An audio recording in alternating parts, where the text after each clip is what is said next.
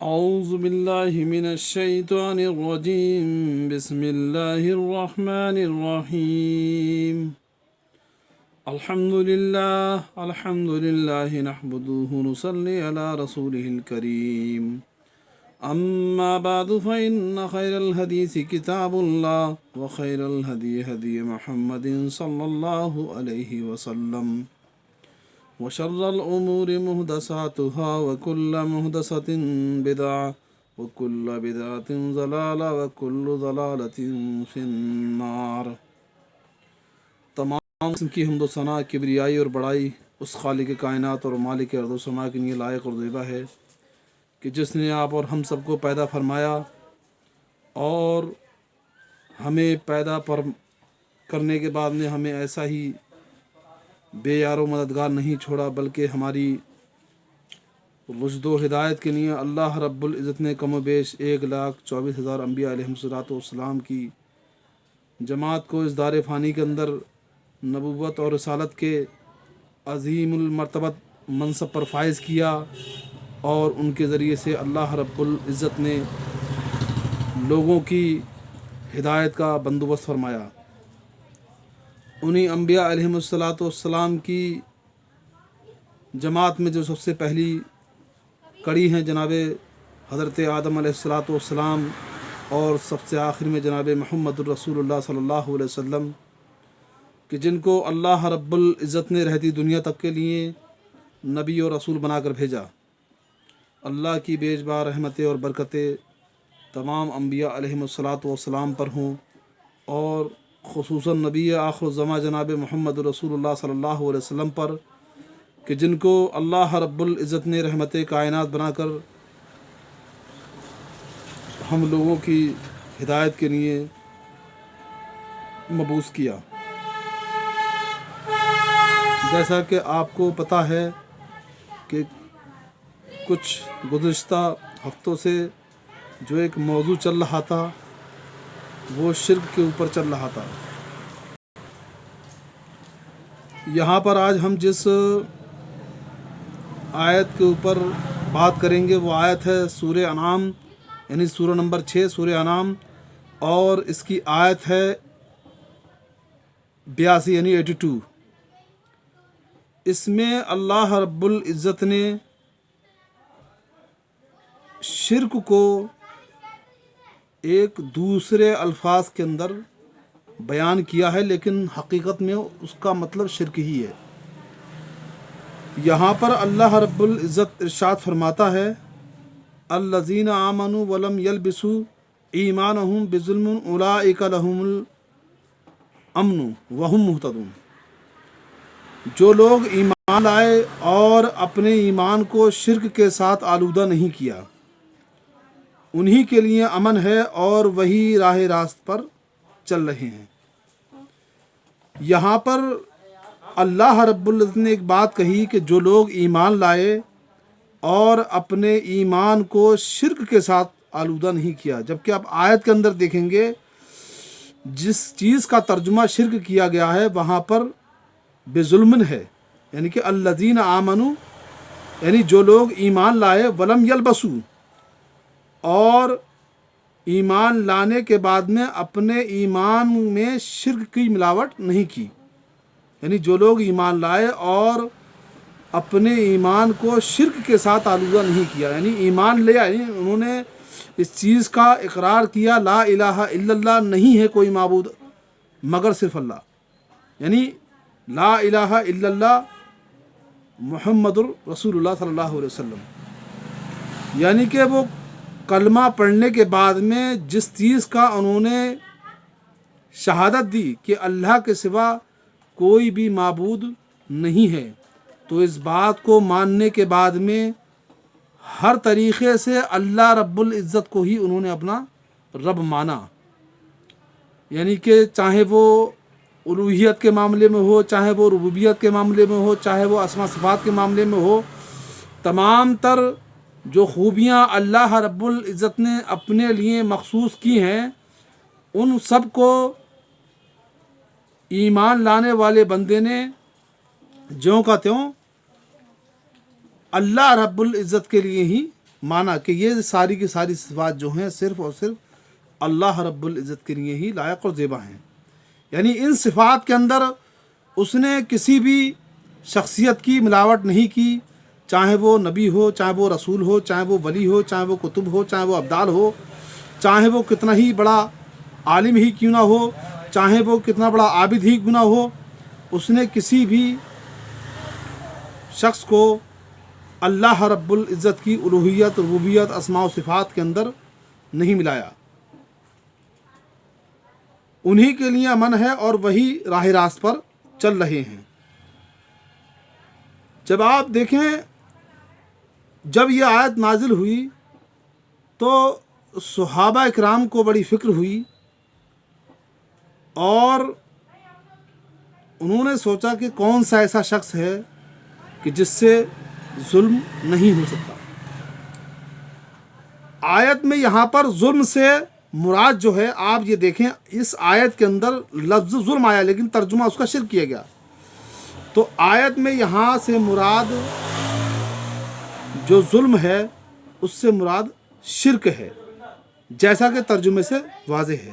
حدیث میں آتا ہے کہ جب یہ آیت نازل ہوئی تو صحابہ کرام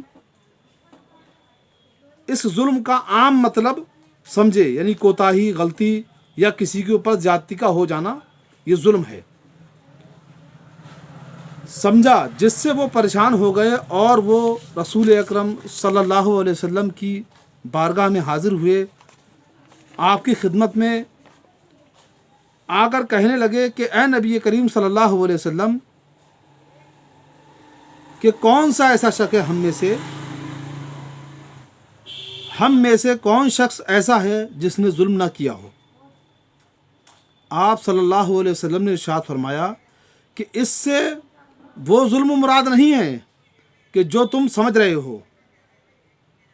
نبی کریم صلی اللہ علیہ وسلم نے کیا کہا کہ اس ظلم سے مراد وہ ظلم نہیں ہے جو تم سمجھ رہے ہو، بلکہ اس سے مراد شرک ہے.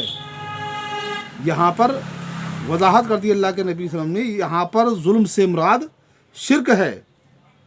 یعنی کہ عربی کے اندر الفاظ جس کنڈیشنز میں جہاں پر آئے گا اس کے مضمون کے حساب سے ہی اس کا مطلب الگ الگ کنڈیشنز میں الگ الگ مطلب اس کے بن جائیں گے. کہیں پر ظلم کا مطلب یہ ہے کہ بھئی کسی پر ظلم کیا، آپ نے کسی کے اوپر زیادتی کر دی، یہ بھی ظلم ہے. آپ نے کسی پہ ناحق طور پر کسی پر الزام لگا دیا، یہ بھی ظلم ہے.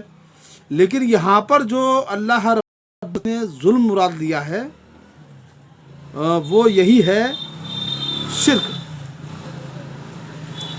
اور آپ صلی اللہ علیہ وسلم نے ارشاد فرمایا کہ جس طرح حضرت لقمان علیہ السلام نے اپنے بیٹے کو کہا ان الشرک لظلم عظیم، یعنی کہ اے میرے پیاٹے یقیناً شرک جو ہے وہ سب سے بڑا ظلم ہے. سورہ لقمان کے اندر یہ آیت جو ہے اپنا آیت نمبر جو ہے وہ 31 ہے. سورہ لقمان کے اندر یہ سورہ نمبر 13 ہے اور اس کی آیت نمبر 31 ہے سورہ لقمان کے اندر. اس میں آپ دیکھ سکتے ہیں اور صحیح بخاری میں اس کی تشریح بھی دی گئی ہے. اس کا حدیث کا نمبر ہے 4629. بخاری کے اندر آپ اس کو دیکھ سکتے ہیں، مطلب ایک دم واضح الفاظ کے اندر اور ایک دم تفصیلی انداز میں آپ اس کو دیکھ سکتے ہیں وضاحت کے ساتھ. کسی اور اصل معنوں میں جو ظلم ہے وہ یہ اصل لغوی اعتبار سے جو ظلم کا مطلب ہے وہ یہ ہے کہ کسی بھی چیز کو اس کے اصل مقام سے ہٹا کر کسی دوسری جگہ رکھ دیا جائے. یعنی اس کا مطلب یہ ہے کہ جس چیز کا جو حق ہے اس کو وہ حق نہ دے کے اس کو دوسری جگہ رکھ دیا جائے اور اس کو دوسری چیز دے دی جائے، یعنی جو اس کا حق بنتا تھا اس کو نہیں دیا گیا. یہاں پر ظلم سے مراد یہ ہے. اب یعنی کہ کسی بھی چیز کو ہٹا کر اس کی اصل جگہ سے دوسری جگہ پر رکھ دیا ہے. اس اعتبار سے شرک یقیناً سب سے بڑا ظلم ہے. یعنی اب آپ یہاں سے مراد یہ لیں کہ اللہ رب العزت کا जो हक़ है, अल्लाह का ये हक़ है कि बंदे सिर्फ़ और सिर्फ उसी की इबादत करें। अल्लाह का ये हक़ है कि बंदे उसी के सामने सजदा करें। अल्लाह का ये हक़ है बंदों पर कि उसी के सामने रुकू करें। अल्लाह का ये हक़ है बंदों पर कि उसके बंदे उसी के नाम पर खर्च करें। अल्लाह का ये हक़ है बंदों पर कि वो उसी से खौफ रखें। अल्लाह का बंदों पर ये हक़ है कि वो सिर्फ़ और सिर्फ उसी के लिए हर नेकी का काम करें। किसी भी गैर अल्लाह की खुशी के लिए कोई भी नेकी का काम न करें। तो भाइयों और अजीज़ों, आज हमें सोचना चाहिए कि हम ज़िंदगी में कितने मकामात पर अल्लाह रब्बुल इज़्ज़त की ज़ात के साथ में खिलवाड़ करते हैं, और हम ये भी नहीं देखते कि अल्लाह का हक़ क्या है। अल्लाह रब्बुल इज़्ज़त जिसने हमें खाने को दिया, पहनने को दिया, ओढ़ने को दिया, और हमारी तमाम तर ज़रूरियात ज़िंदगी बचपने से लेकर जवानी तक और जवानी से लेकर बुढ़ापे तक उसने पूरी की, और हम उस अल्लाह रब्बुल इज़्ज़त को छोड़कर दूसरों के दरों पर पड़े हुए हैं। और जो है, हम अल्लाह के सामने सजदा रेज़ होने के बजाय हम दूसरों के सामने जो है सजदा रेज़ पड़े हुए हैं। कोई किसी थान पर जाकर सजदा रेज़ हो रहा है, और कोई किसी मज़ार पर जो है जाकर सजदा रेज़ हो रहा है। आप देखें कि आज दुनिया के अंदर हर जमात ये दावा करती है कि हम तबलीग के मामले में नंबर 1 पर है दुनिया के अंदर। हमारी कसीर तादाद है, हमारे साथ जो है एक जम्मे गफ़ीर जुड़ा हुआ है, लेकिन जब आप उनके अक़ीदों का मवाजना करें तो आप देखेंगे 75% भी कम है, बल्कि 95% लोग ऐसे हैं कि जिनका अक़ीदा एकदम शिरकियाना है, अक़ाइद एकदम शिरक पर मबनी हैं। तो मेरे भाई, आप मुझे एक चीज़ तो बताएं कि दावत का जो दावत अल्लाह रब्बुल इज़्ज़त ने हर नबी और हर रसूल के ज़रिए से इस अवामुन्नास को पहुंचाई, उसका सबसे पहला जो एक मिडिल पॉइंट था वो ये था कि लोगों को शिर्क से बचाकर अल्लाह रब्बुल इज़्ज़त का सही तारुफ उनको बताकर अल्लाह के सामने उनको झुका दिया जाए, गैरुल्लाह के सामने से हटाकर। तो आज हमारे दावे तो हैं, और मैं आपको ये बता दूं कि किसी भी इंसान का अमल उस वक्त तक अल्लाह रब्बुल इज़्ज़त की बारगाह में काबिल कबूल नहीं होगा जब तक कि उसका अक़ीदा तौहीद, अक़ीदा क्या है? अक़ीदा तौहीद मजबूत ना हो, पुख्ता ना हो। भले ही अमाल के अंदर थोड़ी कोताही होगी, अल्लाह रब्बुल इज़्ज़त माफ़ करने वाला है, गफ़ूर रहीम है। लेकिन मेरे भाइयों, मेरे अजीज़ों, नमाज़ पढ़ने से पहले, रोज़ा रखने से पहले, तमाम तर नेकियां करने से पहले हमें इस बात का ध्यान रखना चाहिए कि हमारा अक़ीदा जो है वो शिरकिया तो नहीं है। कहीं ऐसा तो नहीं कि ये हमारी नमाज़ें, हमारे रोज़े, हमारे हज और हमारे ज़कात, हमारे सदक़ात जो हैं सब के सब बर्बाद तो ना हो जाएं। क्योंकि अगर आपने ज़िंदगी भर नेकियां की हैं और उन नेकियों के साथ में आपने शिरक भी, यानी इन्ना शिरक अला ज़ुल्म अज़ीम, यानी शिरक भी किया है, यानी इतना बड़ा जुल्म किया है। यानी सूरह लुक़मान के अंदर लुक़मान अलैहिस्सलाम ने यही बात कही कि इन्ना शिरका लज़ुल्मुन अज़ीम, यकीनन शिरक जो है वो सबसे बड़ा जुल्म है।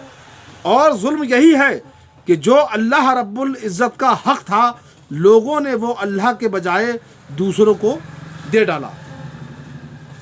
आप देखेंगे कहीं पर कोई बंदा किसी थान के सामने झुक जाता है, कोई बंदा किसी कब्र के सामने झुक जाता है, कोई बंदा पूरा सजदे में चला जाता है।